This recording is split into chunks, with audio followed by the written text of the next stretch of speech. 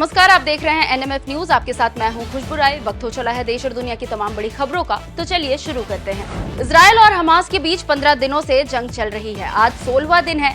ये जंग अब तक किसी अंजाम तक नहीं पहुंच पाई है। इजरायल सरकार लगातार हमास के लड़ाकों को मारने का संकल्प दोहरा रही है। इस बीच इजरायल के पीएम बेंजामिन नेतन्याहू ने इटली की पीएम जॉर्जिया मेलोनी से मुलाकात की और युद्ध में साथ खड़े होने पर उनका धन्यवाद जताया। इसके साथ ही नेतन्याहू ने हमास को नया ISIS बताया। उन्होंने कहा कि ये एक तरह से परीक्षा है, सभ्यता की परीक्षा, और हम इस परीक्षा को जीतेंगे। उन्होंने आगे कहा कि हम उन सभी देशों से उम्मीद करते हैं जो ISIS से लड़ने के लिए एकजुट हुए हैं। वे एकजुट होकर हमास से लड़े, क्योंकि हमास नया ISIS है। इजरायली सेना ने सीरिया में दमिश्क और अलेप्पो अंतरराष्ट्रीय हवाई अड्डों पर हमले किए, जिससे दोनों में हवाई संचालन बंद हो गया है। सीरियाई सरकारी समाचार SANA ने रविवार को देश की सेना का हवाला देते हुए ये जानकारी दी। रिपोर्ट के अनुसार हमले के परिणाम स्वरूप एक कर्मचारी की मौत हो गई और एक अन्य गंभीर रूप से घायल हो गया है। एक सैन्य सूत्र ने समाचार एजेंसी को बताया कि रविवार सुबह लगभग 5:25 पर इजरायली दुश्मन ने एक साथ भूमध्य सागर की दिशा से लताकिया के पश्चिम और कब्जे वाले सीरियाई गोलान की दिशा से दमिश्क और अलेप्पो अंतरराष्ट्रीय को निशाना बनाते हुए मिसाइलों की लहरों के साथ आक्रामकता हवाई कार्रवाई की है। इसके साथ ही आक्रामकता के कारण यहां पर एक नागरिक कर्मचारी की मौत हो गई और एक अन्य कर्मचारी गंभीर रूप से घायल हो गया। फिलहाल उसका इलाज चल रहा है। इजरायल और हमास के बीच युद्ध का आज 16वां दिन है। इस बीच भारत ने फिलिस्तीनियों के लिए मदद का हाथ बढ़ाया है। बता दें कि भारत ने फिलिस्तीन को राहत सामग्री भेजी है। भारतीय वायुसेना का विमान C-17 ग्लोबल मास्टर राहत सामग्री लेकर जा चुका है। मंत्रालय ने कहा कि 7 अक्टूबर से जारी इजरायली हमलों में 13,162 लोग घायल हुए हैं। कई देश फिलिस्तीन की मदद को आगे आए हैं। आज भारत ने भी फिलिस्तीन की मदद के लिए राहत सामग्री भेजी है। इजरायल और हमास के बीच चल रहे संघर्ष के दौरान हमास के हमले में मारे गए 3 नेपाली छात्रों के शव काठमांडू लाए गए। एक और नेपाली छात्र का शव दोपहर के बाद आया। इन चारों की पहचान हो चुकी है और बता दें कि इजरायली सरकार द्वारा पहचान के लिए आवश्यक कानूनी प्रक्रिया पूरी करने के बाद शवों को नेपाली दूतावास को सौंप दिया गया था और बाद में शनिवार को नेपाल भेज दिया गया। बाकी 6 नेपाली पीड़ितों के शव की पहचान करने और उन्हें वापस भेजने की प्रक्रिया जारी है, जैसे ही इजरायल में नेपाली दूतावास ने पुष्टि की है। रशिया और यूक्रेन के बीच जारी युद्ध खत्म होने का नाम नहीं ले रहा है। वहीं रूस ने एक बार फिर शनिवार को यूक्रेन के दूसरे सबसे बड़े शहर खार्किव को निशाना बनाते हुए एक डाक वितरण केंद्र पर मिसाइल से हमला किया। रूसी मिसाइल हमले में यूक्रेन के कम से कम 6 लोगों की मौत हो गई और 14 अन्य घायल बताए जा रहे हैं। खार्किव के गवर्नर ने यह जानकारी दी है। उन्होंने बताया कि घायलों में से कई को अस्पताल में गंभीर हालत में भर्ती कराया गया है। उन्होंने आगे कहा कि रूस ने जिस जगह पर हमला किया है वो नागरिक स्थान है। उन्होंने आगे ये भी कहा कि रूसी हमले में मारे गए सभी लोग डाक वितरण कंपनी के कर्मचारी थे, जो यूक्रेनी डाक ऑपरेटर नोवा पोश्ता टर्मिनल के अंदर मौजूद थे। कांग्रेस ने मोदी सरकार पर सिविल सेवा के अधिकारियों और सैनिकों का राजनीतिकरण करने का आरोप लगाया है। इसे लेकर कांग्रेस अध्यक्ष मल्लिकार्जुन खड़गे ने प्रधानमंत्री नरेंद्र मोदी को पत्र लिखा है। पीएम नरेंद्र मोदी को लिखे अपने पत्र पर कांग्रेस अध्यक्ष मल्लिकार्जुन खड़गे ने कहा कि सरकारी अफसरों और फौजियों को प्रचार में लगाना ठीक नहीं है। मोदी सरकार ने आदेश दिया है कि संयुक्त सचिव, उप निदेशक, उप सचिव, जो भी अफसर जिले में होंगे वे रथ प्रभारी बनेंगे। मैं पहली बार देख रहा हूं कि किसी कार्यक्रम के लिए अफसरों का इस्तेमाल हो रहा है। हम इसकी निंदा करते हैं, इसलिए इस संबंध में मैंने पीएम को पत्र लिखा है। देश के 5 राज्यों में विधानसभा चुनाव की घोषणा के बाद सभी दलों ने अपने अपने सिपाहियों को चुनावी रण में उतारना शुरू कर दिया है। तेलंगाना में विधानसभा चुनाव होने वाले हैं और ऐसे में बीजेपी पार्टी ने उम्मीदवारों की पहली लिस्ट जारी कर दी है।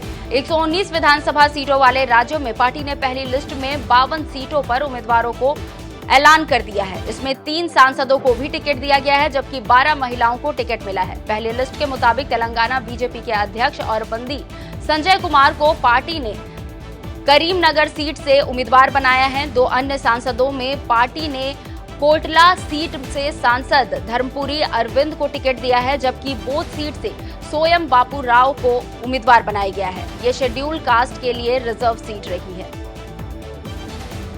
भारतीय जनता पार्टी ने अपने तेलंगाना विधायक टी राजा सिंह का निलंबन रद्द कर दिया है। विधायक को पिछले साल पैगंबर मोहम्मद के बारे में अपमानजनक टिप्पणी करने के आरोप में निलंबित कर दिया गया था। भाजपा की केंद्रीय अनुशासन समिति ने राजा सिंह को सूचित किया कि उनका निलंबन रद्द करने का फैसला किया गया है।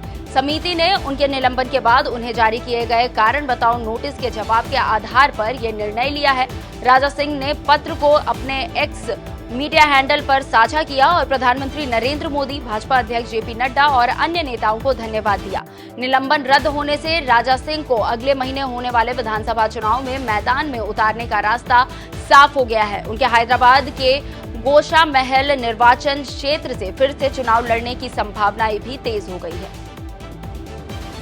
दिल्ली वासियों को केजरीवाल सरकार ने बड़ी सौगात दी है। सरायकाले खां में आईटीओ और यमुना पार की ओर से आश्रम आने वाले मार्ग पर निर्माणाधीन फ्लाईओवर का मुख्यमंत्री अरविंद केजरीवाल ने उद्घाटन कर दिया है।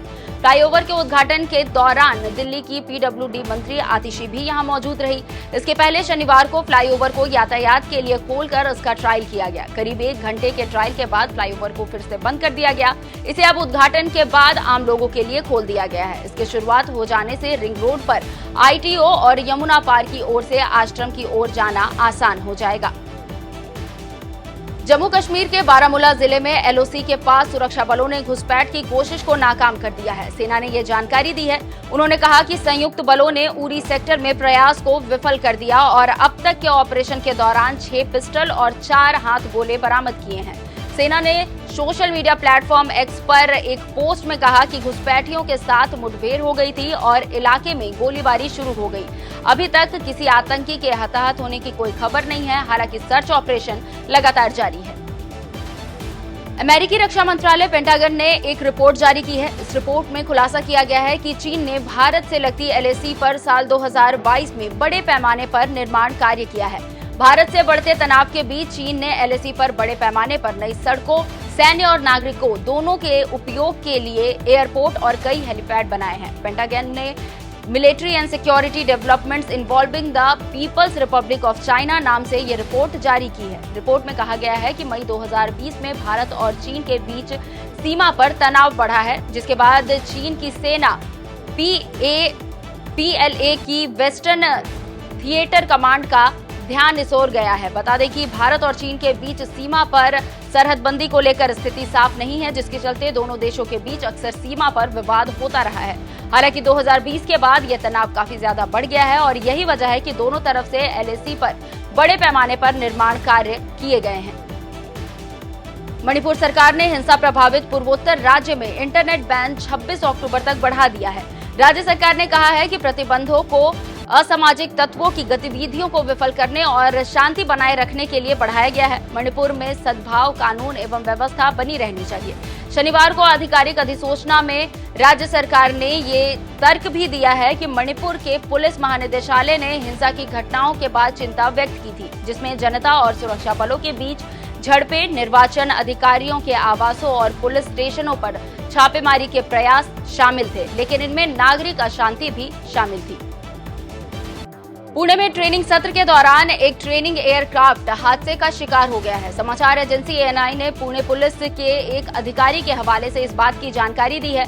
पुणे ग्रामीण के एक पुलिस अधिकारी ने बताया कि पुणे जिले के गोजूबावी गांव के पास एक प्रशिक्षण सत्र के दौरान एक ट्रेनिंग विमान दुर्घटनाग्रस्त हो गया। पुलिस ने जानकारी देते हुए बताया कि एक निजी विमान अकादमी का ट्रेनिंग विमान रविवार सुबह महाराष्ट्र के पुणे जिले के एक गांव के पास दुर्घटनाग्रस्त हो गया। इस विमान में सवार एक ट्रेनी पायलट और एक इंस्ट्रक्टर घायल हो गए हैं। बता दें कि रेडबर्ड फ्लाइट ट्रेनिंग का विमान दुर्घटनाग्रस्त हुआ है।